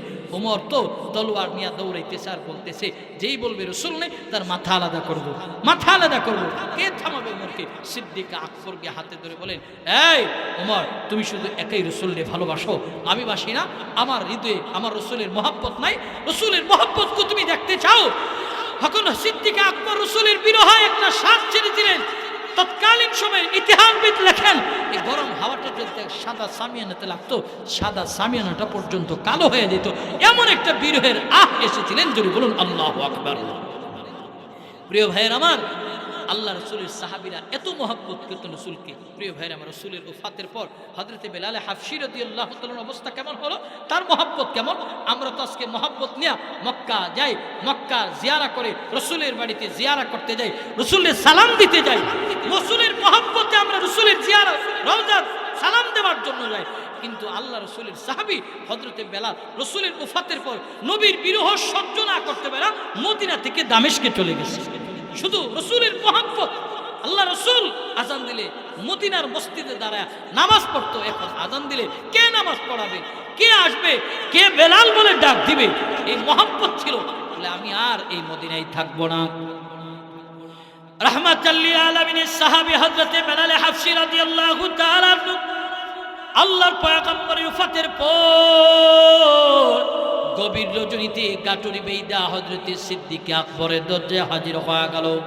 রাহমাতাল লিল আলামিনের সাহাবী হযরতে আবু বকর রাদিয়াল্লাহু তাআলা দরজায় গিয়ে কড়াঘাত করলেন। আবু বকর দরজা খুললেন। দরজা খুলে তাকায় দেখলেন হযরতে বেলাল রাদিয়াল্লাহু তাআলা। বেলালকে আবু বকর জিজ্ঞেস করলেন, বেলাল কি ব্যাপার, এত রাতে তুমি কেন আমার দরজায় হাজির হইলা? হযরতে বেলাল চোখের পানি ছেড়ে দিয়া বলেন, আবু বকর বহুদিন তোমাদের সঙ্গে উঠা বসা করলাম, কেবল বিদায় নেওয়ার জন্য আসছি রে আবু বকর। যেই মদিনায় আমার রসুল নাই, এই মদিনায় আমি থাকবো না। আমি আজান দিলে আমার নবী যান নামাজের মুসল্লায় আসবে না। এই মদিনার মসজিদে আর কোনোদিন আজানও দেব না। বিদায় চাওয়ার জন্য আসছি। সিদ্দিক আকবর বলেন, এরে বেলাল শোনো, তোমাকে যদি রাষ্ট্রের পক্ষ থেকে বেতন ভাড়া বাড়িয়ে দিত তাও দেব, এরপরে মদিনা ছেড়ে দিও না। হযরতে বেলাল বলেন, যত টাকা দাও না কেন, কিন্তু দিলের যে একটা প্রশান্তি আর শান্তি এটা নাই। আমার পয়গম্বর যেহেতু নাই, নবী নাই, আমি এই মদিনায় আর থাকবো না। এই কথা বলে হযরতে বেলাল রাদিয়াল্লাহু তাআলা মদিনা ছাইরা দিলেন। মদিনা ছাইরা দেওয়ার পর একদিন নয়, দুদিন নয়, একাধারে 6 মাস তিনি দামেস্কে অবস্থানরত। 6 মাস পর একদিন রাহমাতাল লিল আলামিন বেলালের ঘুমের ঘরে আইসা বলেন, রে বেলাল, কত মানুষ আমার রওজায় আইসা আমি নবীর সালাম দে, তোমার কি মনে চাই না আমি না তোমার এত মহব্বত করতাম? রে বেলাল, তুমি কি আমারে মহব্বত করো না? রাহমাতাল লিল আলামিন বলেন, রে বেলাল, কত মানুষ রওজায় আইসা সালাম দেয় আর তুমি আমার রওজায় আসো না, এত দূর কেমনে তুমি আমারে রাইখা থাকো?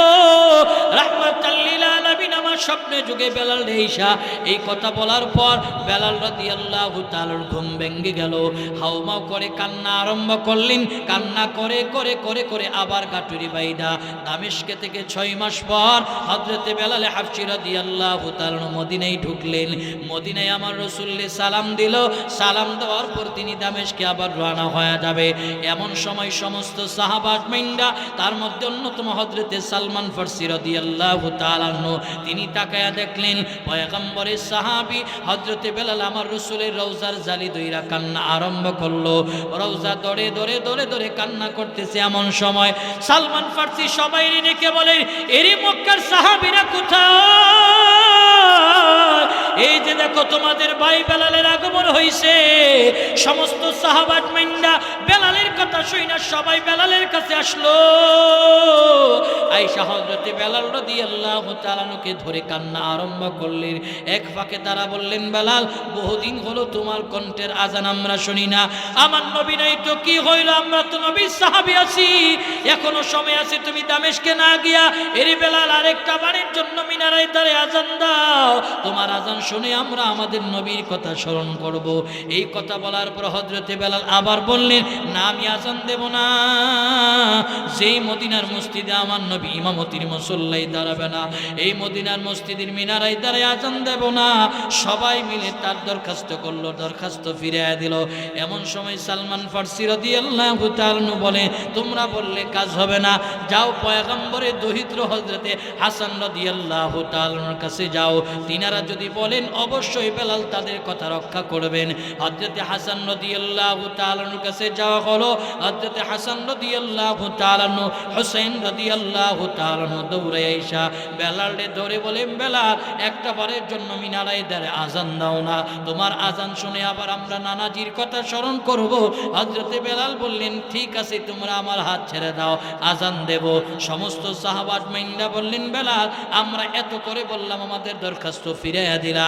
যেই মাত্র হুসাইন বলল, হাসান বলল, এটি তুমি রাজি হয়ে গেলা কেন?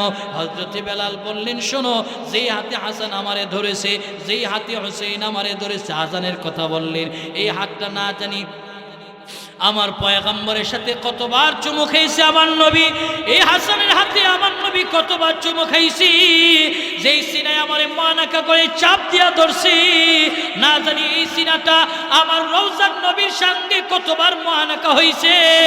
এখন যদি আমি এদেরকে ফিরিয়ে দে, এরা কষ্ট পাবে, আর এরা কষ্ট পেলে রওজার নবী কষ্ট পাবে, রওজার আথারের নবী কষ্ট পাক, এমন কোনো কাজ আমি বেলাল করতে পারবো না। এই কারণে দাঁড়ালাম আজান দেওয়ার জন্য। রাহমাতাল লিল আলামিনের সাহাবী আজান দেওয়ার জন্য দাঁড়াইছে। আজানের মধ্যে পয়গম্বরের নাম আছে। যেই মাত্র আশহাদু আন্না মুহাম্মাদুর রাসূলুল্লাহ বললেন, বেলালের আবার স্মরণ হয়ে গেল, নবী নাই, নবী নাই। আমি বেলাল রওজায় আজান দিতেছি মিনারায় দাঁড়ায়া, কিন্তু নবী নাই। বেলাল আবার অজ্ঞান হয়ে পড়ে গেল। এরই নবীর উম্মতের দল এমন মহাব্বত আর ভালোবাসা ছিলেন হযরতে বেলাল রাদিয়াল্লাহু তাআলার কাছে। যেমন তার কাছে নবীর মহাব্বত, তেমন ছিল সুন্নতের মহাব্বত। হযরতে সিদ্দিক আকবর বলেন, আমি একদিন হযরতে বেলালকে দেখলাম তার পাগড়ি আর টুপির উপর দিয়া পানি ঢালতেছে। হযরতে সিদ্দিক আকবর বলেন, বেলাল রে, আমি পরে করে রাত্রিবেলা জিজ্ঞেস করলাম, বেলাল কেন তুমি মাথার উপর টুপির উপর দিয়ে পানি ঢাললা, পাগড়ি খুলো নাই, টুপিও খুলো নাই? হযরতে বেলাল জবাব দিয়েছে, এরে আবু বকর, আমি যখন টুপি খুলতে যাই মনে হয় আমার রাসূল যেন আমার কাছ থেকে আলাদা হয়ে গেল, এই কারণে আমি মাথা থেকে টুপি আর পাগড়ি খুলি না। জোরে বলুন সুবহানাল্লাহ। মহাব্বত ছিল, মহাব্বত। এই কারণে মহাব্বত থাকা চাই, দিলের কানেকশন থাকা চাই। প্রিয় ভাইয়ের আমার, মহাব্বত থাকলে আল্লাহ তাআলা এই মহাব্বতের বদলতে নবীর সঙ্গে জান্নাতের একটা যাওয়ার ব্যবস্থা করে দেবে। মহাব্বত কিভাবে করব? বলে ছেলে মেয়ে বিবি বাচ্চা সব কিছু থেকে নবীর মহাব্বত আসল, নবীর ভালোবাসা আসল। আরে কোনো সাহাবী মহাব্বত করতে গিয়া বিবিরে বিধবা বানাইছে, সন্তানরে এতিম বানাইছে। কোন সাহাবী মহাব্বত করতে গিয়া নিজের নাক দিয়েছে। এরপর রাসূলের মহাব্বত এদের অন্তরে ছিল। আজকে তো আমরা দাবি করি সেই নবীর উম্মত, কিন্তু মহাব্বত নাই। প্রিয় ভাইয়ের আমার, মহাব্বত করব, প্রত্যেকটা জায়গা থেকে রাসূলের ভালোবাসা আমাদের অন্তর ভিতরে রাখতে হবে। মহাব্বত যদি থাকে, এই মহাব্বত আজীব এক জিনিস, এই মহাব্বতে আমাকে আল্লাহর জান্নাতে নিয়ে যাবে। জোরে বলুন সুবহানাল্লাহ। মহাব্বত কিসের মাধ্যমে? বলে সুন্নাত। সুন্নত জিন্দা করব, সুন্নত জিন্দা করব, বেশি বেশি করে সুন্নতের পাবন্দি করব, কোরআনকে সামনে রেখে কোরআনের বিধানগুলি মেনে এরপরে আমাদের জিন্দেগি গঠন করব। যদি করতে পারি, আল্লাহ তাআলার কাছে আমাদের মূল্য বেশি। প্রিয় ভাইয়ের আমার, সাহাবাত মিন্ডা দামি হয়েছে কোরআন এবং সুন্নাহকে হৃদয় থেকে আঁকড়ে ধরার কারণে। এই কারণে আমরা কোরআন এবং সুন্নাহকে আঁকড়ে ধরতে হবে। আল্লাহ রাসূলের প্রত্যেকটা জায়গায় মুসলমান বিবাহ অনুষ্ঠানে, খতনা অনুষ্ঠানে চিন্তা করে, আজকে মুসলমান বিবাহ অনুষ্ঠানের মধ্যে তারা ডেক্সেট বাজায়, ডিজে পার্টি করে, এই করে সেই করে, এটা তারা খিলাফে সুন্নাহ তথা শয়তানিয়তের কাজ করে। এই কাজের ভিতরে বরকত চাই, এই কাজের ভিতরে কোনো বারাকা আসবে না, রহমত আসবে না। বরং আপনি কাউকে কষ্ট দিলেন। এই ডেক্সেট বাজারে মুসলমানের সন্তান বিবাহ অনুষ্ঠান হবে, বিবাহ অনুষ্ঠানের মধ্যে 5 দিন আগে ডেক্সেট ভাড়া করে, ডেক্সেট ভাড়া করে এই না গান বাজায়, আবেদের ইবাদত নষ্ট করে। অসুস্থ রোগীরা ঘুমাইতে পারে না, ছোট্ট বাচ্চা ঘুমাইতে পারে না। আপনি এই ইবাদত মানুষকে কষ্ট দিয়ে এই বিয়ের ভিতরে বারাকা চান, বারাকা আসবে না। এই বিয়ার মধ্যে আল্লাহর লানত আর গজব।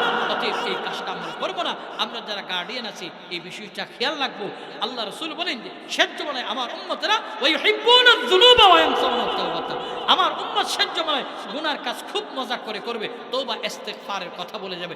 এই কারণে পায়ে ধরে বলি, আমাদের জিন্দেগি ইস্তিগফারওয়ালা জিন্দেগি, যা করছি জীবনে ভুল, এখন থেকে সুন্নাতওয়ালা জিন্দেগি কামাই করব। আল্লাহ পাক আমাদেরকে কবুল করুক, সকলে বলুন আমিন। প্রিয় ভাইয়ের আমার, আখেরি কথা, আখেরি কথা, আখেরি নসিহত, কোরআন এবং সুন্নাহ মেনে তো চলবো, তো আমাদের জিন্দেগি দামি হবে, আমাদের জিন্দেগি দামি হবে কিছু আমল করলে। কিছু আমল, এই আমলের মধ্যে হলো সুন্নাত ফরজ, এরপরে আমাদের সুন্নাত ফরজ, এই দুটো জিনিসকে আমরা সমন্বয়ে আমাদের জিন্দেগি গঠন করতে হবে। এই যে নামাজ, সালাতের গুরুত্ব আমাদের বাড়াই দিতে হবে। প্রিয় ভাইয়ের আমার, আজকে সালাতের গুরুত্ব আমাদের কাছে নেই। দেখেন কিয়ামতের ময়দানে সর্বপ্রথম দ্বারা সালাতের হিসাব দিতে হবে। আউয়ালু মা ইউহাসাবু বিহিল আবদু ইয়াউমাল কিয়ামাতিস সালাত, কিয়ামতের ময়দানে দাঁড়ায় সর্বপ্রথম সালাতের হিসাব দিতে হবে। তো সালাতের গুরুত্ব আমাদের থাকতে হবে। আল্লাহর দেওয়া সময় 24টা ঘন্টা আল্লাহ আমার আপনার জন্য নির্ধারিত করে দিয়েছে। 24 ঘন্টা আমরা আমার কাজ করতেছি। এই 24 ঘন্টার সময় থেকে দৈনন্দিন ইহতিমামের সহিত 5 ওয়াক্ত নামাজ পড়তে 1 ঘন্টা সময় ব্যয় হয়। 1 ঘন্টায় আমরা আল্লাহকে দিতে পারি না। প্রিয় ভাই, 24 ঘন্টা আল্লাহ আমাকে আপনাকে দিয়েছে। এই কারণে কোরআন এবং সুন্নাহর আদলে নিজের জীবন গঠন করে আমরা যেন আমাদের জিন্দেগি গঠন করে আল্লাহর সান্নিধ্যে যাইতে পারে। আল্লাহ আমাদেরকে কবুল করুক, সকলে বলুন আমিন। আয় রব্বুল আলামিন।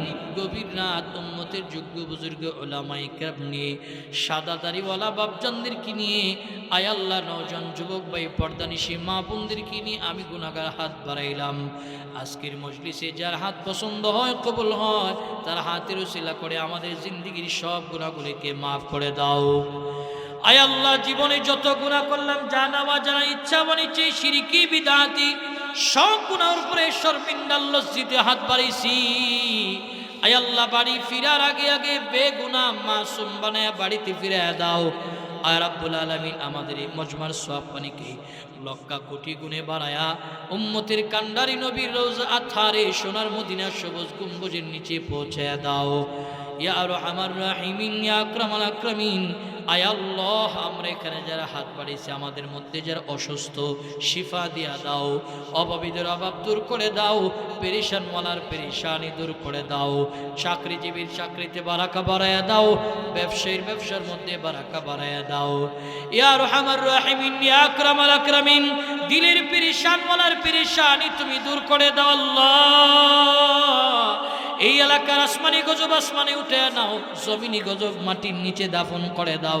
আয় আল্লাহ, মসজিদে যত হাজার জরুরত আছে গায়েব থেকে পুরা করিয়া দাও। যারা দান ও খয়রাত করেছে আল্লাহ, যেই যে নিয়তে দান করেছে নিয়তে পুরা করে দাও। হাজতগুলিরে তুমি পুরা করিয়া দাও রব্বুল আলামিন। আয় আল্লাহ, বাদাল মাগরিব থেকে এই পর্যন্ত উম্মতের যোগ্য বুজুর্গ উলামায়ে কেরাম যে আলোচনা করছে, সহিহ কথাগুলির উপরে আমল করার তৌফিক দিয়া দাও।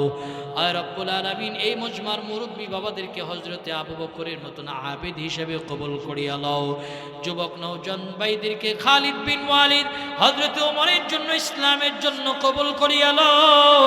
আয় আল্লাহ, ছোট ছোট মাসুম বাচ্চাদের ঈমান আমল আপনার কাছে আমানত। ইয়া আরহামার রাহিমিন, ইয়া আকরামাল আকরামিন। আয় আল্লাহ, পর্দানিশী অনেক মা বোনেরা হাত বাড়াইছে, পর্দানিশী মা বোনদেরকে আম্মাজান খাদিজার মতো বানায়া দাও, আমেনার মতো বানায়া দাও, ফাতেমার মতো বানায়া দাও, আয়েশার মতো বানায়া দাও। ইয়া আরহামার রাহিমিন, ইয়া আকরামাল আকরামিন। তোমার কুদরতি নজর দিয়া তাকাও। আয় আল্লাহ, এই মজমায় কে জানি ইতিম, কার জানি মা নাই, কার জানি বাপ নাই, কে জানি কাফন পরা মারে দেখছে, কে জানি কাফন পরা বাবারে দেখছে আল্লাহ। কে জানি নিজ হাতে নিজের বাবারে কাফনে মোড়াইছে, খাটুলা কাঁদি নিয়েছে, মারে কাফনে মোড়াইছে, খাটুলা কাঁদি নিয়েছে। এই যে তামাম পৃথিবীর খবর মুহূর্তের ভিতরে লওয়া যায়। আয় আল্লাহ, বাড়ির পাশ বাগানে মারে শোয়াইলাম, বাবারে শোয়াইলাম।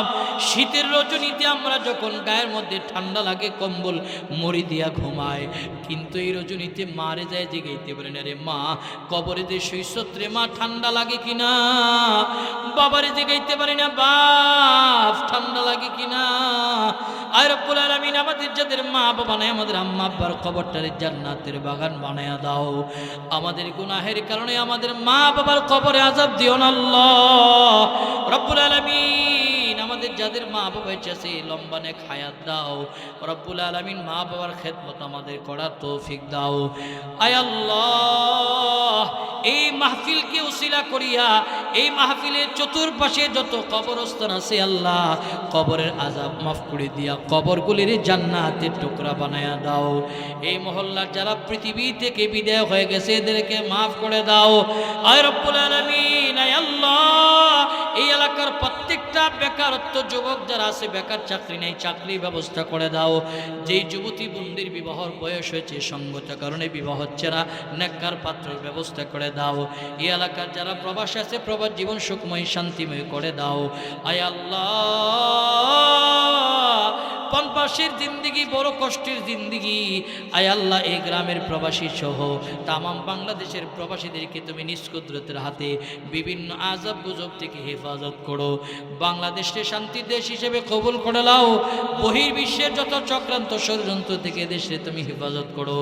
আয় আল্লাহ, আমার ডানে বামে সামনে পিছনে অনেক আবেদ, অনেক ওলামায়ে কেরাম যাদের জুতা বহন করার যোগ্যতা নাই, যার হাত পছন্দ হয় তার হাতের উসিলা করে আমাদের জিন্দিগির সব গুনাহগুলিকে মাফ করে দাও। আল্লাহ, মসজিদের ইমাম সাহেবের হায়াতে বরকত দাও। আল্লাহ, প্রিন্সিপাল সাহেব হুজুরের হায়াতে বরকত দাও। খতিব সাহেবের হায়াতে বরকত দাও। মসজিদ কমিটি সহ এলাকার সকলের নেক হায়াত দাও। আয় আল্লাহ রব্বুল আলামিন, সকলে বিভিন্ন আযাব গজব বালা মুসিবত থেকে তুমি হেফাজত করো। রব্বুল আলামিন, জীবনে একবার হলো তোমার ঘর বাইতুল্লাহ আমাদের জিয়ারা করার তৌফিক দাও। তোমার বন্ধু রওজার সামনে দাঁড়ায়া দিল থেকে সালাম দেওয়ার তৌফিক দাও। আয় রব্বুল আলামিন, আমাদেরকে কোরআন এবং সুন্নাহ মোতাবেক জীবন পরিচালনা করার তৌফিক দেয়া দাও। রব্বুল আলামিন, আমাদের দোয়াকে নবীর তুফাইলে কবুল আর মঞ্জুর ফরমাও। রব্বানা তাকাব্বাল মিন্না ইন্নাকা আনতাস সামিউল আলিম ওয়া তুব আলাইনা ইন্নাকা আনতাত তাওয়াবুর রহিম। সুবহান রাব্বিকা রাব্বিল ইজ্জাতি আম্মা ইয়াসিফুন ওয়া সালামুন আলাল মুরসালিন। আমিন আমিন বিরহমাতিকা ইয়া আরহামার রাহিমিন।